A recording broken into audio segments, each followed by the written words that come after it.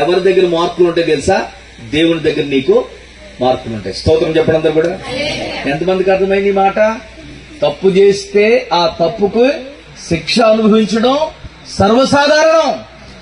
కానీ దేవుని కొరకు నిలబడినప్పుడు, దేవుని కొరకు పౌరుషంగా నువ్వు నిలబడినప్పుడు, క్రీస్తు కొరకు నిలబడినప్పుడు నీకొస్తున్నటువంటి శ్రమలు, నిందలు, అవమానాలు, వాటిని ఎదుర్కోవడం నీకు ఆశీర్వాదం, నీకు ఆశీర్వాదం.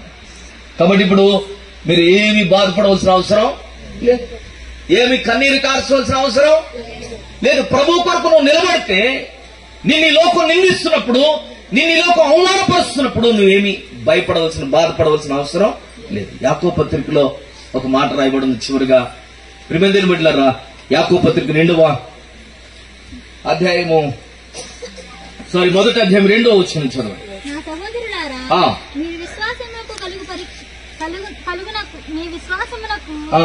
కలుగు పరీక్ష ఓర్పును పుట్టించునని ఎరిగి మీరు నానా విధములైన శోధనలో పడినప్పుడు అది మహానందమని ఎంచుకొనుడి. మహానందమని ఎంచుకొనుడి. నానా విధములైనటువంటి శోధనలో పడినప్పుడు మనం దాన్ని ఎలా ఎంచుకోవాలంట? మహానందం.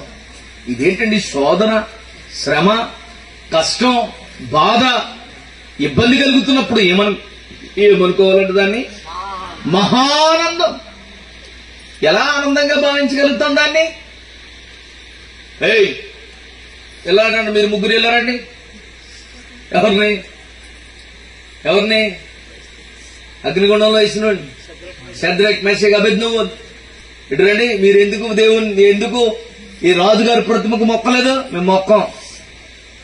మొక్కపోతే జరిగే శిక్ష ఏంటో తెలుసా? అగ్నిగుండంలో వేసేయండి. అగ్నిగుండంలో వాళ్ళని వేసేస్తారని తెలిసినా కూడా వాళ్ళు భయపడలేదు. ఆ శోధనకు భయపడలేదు, ఆ శ్రమకు భయపడలేదు.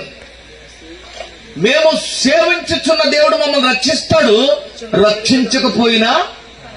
అక్కడ మాట్లాడిన మాట ఏంటి తెలుసా? మేము సేవించుచున్న దేవుడు మండుచున్న వేడిమి గల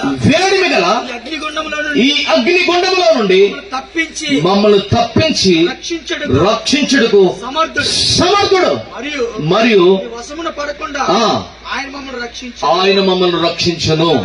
ఇది ఒక పార్ట్. అమ్మా, ప్రభు నమ్ముకున్నాం కదా, నీకు వచ్చిన కష్టం నుంచి దేవుడు నిన్ను తప్పిస్తాడు. ఇది ఏ పార్ట్? ఇది సగం భక్తి. ఏది?